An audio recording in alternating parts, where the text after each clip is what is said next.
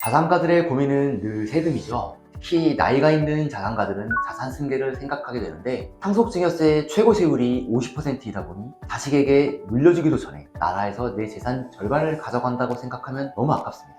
미리 사전증여를 통해 절세하라는 말은 많이 들으셨겠지만 머리로는 이해해도 세금을 먼저 낸다는 게 막상 실행하려고 하면 쉽게 실천이 잘 안 됩니다. 이러한 자산가들의 고민을 풀기 위해 컨설팅 시장에서는 어떻게 하면 최소의 세금으로 자산을 승계할지 해법을 연구해가며 각종 절세 대안들을 만들어 왔습니다. 하지만 법의 빈틈을 찾아 컨설팅을 받고 절세 시도를 행한 납세자들에 대해서 국세청이 고분 시선으로 볼 리가 없겠죠. 국세청 역시 이러한 납세자들의 시도에 대해서 과세를 계속 해왔습니다. 하지만 과세의 법적 근거가 미비하다면 순순히 과세를 받을 납세자는 없기 때문에 전문가들은 조세불복을 통해 과세관청과 법적 싸움을 해왔습니다. 과세관청이 조세불복에서 지게 되면 승소한 납세자는 당당히 절세액을 지킬 것이고 눈치만 보던 다른 납세자들도 승소한 판례를 근거로 절세 시도를 뒤이어 하게 됩니다. 하지만 국가에서 이걸 계속 놔둘 리가 없겠지요. 미비했던 과세 근거를 보완하는 세법 개정을 통해 납세자들의 시도를 막게 됩니다. 작년 7월 세법 개정안에서도 이러한 절세 시도를 막는 내용이 올라왔었고 이번 1월 17일 공개된 세법 시행령 개정안에도 상속증여 절세 수단을 막는 개정 내용이 또 올라왔습니다. 결국 뒤늦게 시도하는 납세자만 절세 기회를 놓치고 마는 상황입니다. 하지만 아직은 유효한 가족법인 절세 방법들이 있습니다. 이번 시간에는 세법 개정으로 어떠한 절세 수단들이 막혔고 아직은 유효한 방법은 무엇인지 알아보도록 하겠습니다.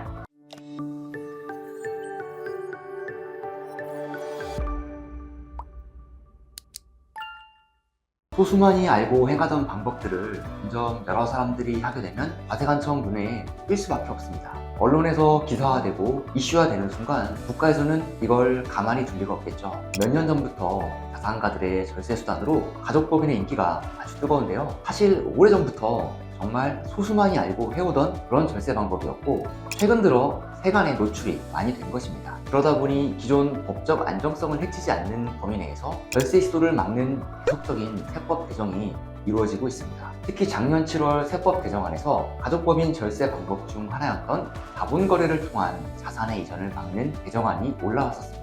다행히 이번에는 부결되었지만 개정되는 것은 시간 문제입니다. 비슷한 예로 원래는 23년도 개정안에 있던 내용인데 당시에는 통과되지 않았다가 24년도에 다시 개정안에 반영되었고 국회 통과되어서 25년부터는 시행되는 내용이 있습니다. 바로 부동산 임대가족법인의 법인세율을 올리는 것이 올해부터 시행되는데요. 법인세율 체계가 과표 2억까지는 최저세율 9%, 그 다음 구간이 19%인데 부동산 임대가 주업인 가족법인에게는 최저세율 적용 없이 무조건 19%부터 적용하겠다는 내용입니다. 법인 부동산 투자와 1인 법인 설립이 유행하고 법인 이용한 임대소득 절세를 하는 사람들이 워낙 많아지니 세법이 아예 개정된 것입니다.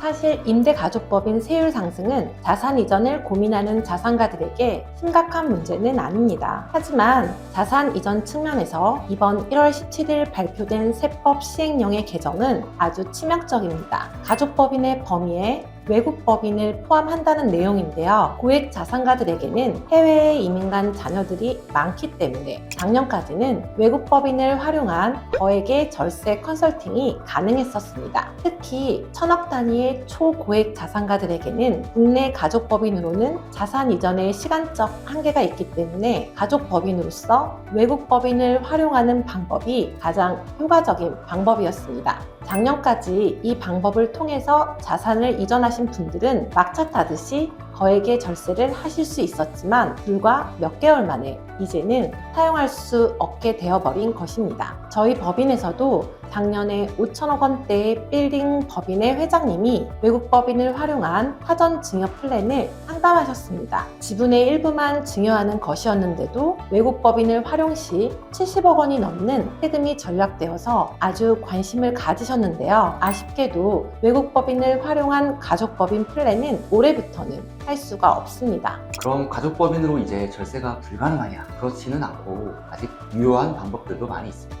외국 법인을 활용하는 것처럼 단기간에 거액의 자산 이전은 힘들지만 현금 부자와 건물주 등 자산가들이 일찍부터 준비한다면 단기간에 걸친 자산 이전이 가능합니다. 특히 우리나라의 부는 부동산에 편중되어 있기 때문에 건물 승계가 고민인 분들이 많을 텐데요. 현물 출자 법인 전환이라는 방법과 가족 법인을 융합하는 것이 대표적인 절세 방법입니다. 현물 출자 법인 전환과 가족 법인 설명이 필요한 자산가분들은 하단에 고정 댓글 링크를 시청해주세요. 빌딩의 현물 출자 법인 전환과 가족 법인을 어떻게 응용하는지는 전문가의 역량에 따라 다 다르기 때문에 아마 상담받으시면 수단은 같더라도 해법은 다 다를 것입니다. 하지만 중요한 점은 빌딩 같은 가문의 재산이 이전되기 위해서는 10년 정도의 단기간 여유를 두고 진행해야 한다는 것입니다. 이거 믿을 수 있는 방법인가? 내가 딱히 불편한 거 없고 상속세는 자식들이 내는 세금인데 급할 거 없지 하고 실행을 안 하시면 해법 개정이 매년 발생되기 때문에 언제 방법이 막힐지 아무도 모릅니다. 이거 진행 중에 세법 개정되면 어떡하지? 하고 걱정하실 수 있는데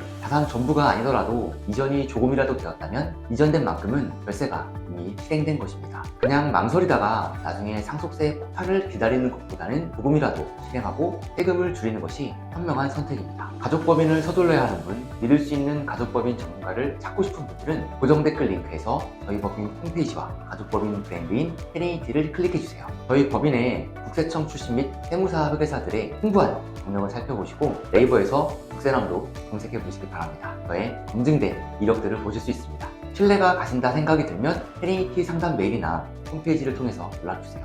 영상을 봐주셔서 감사합니다. 가족법인 책을 쓴 가족법인 전문가 국세남, 상속증여 전문 세무법인 하나입니다.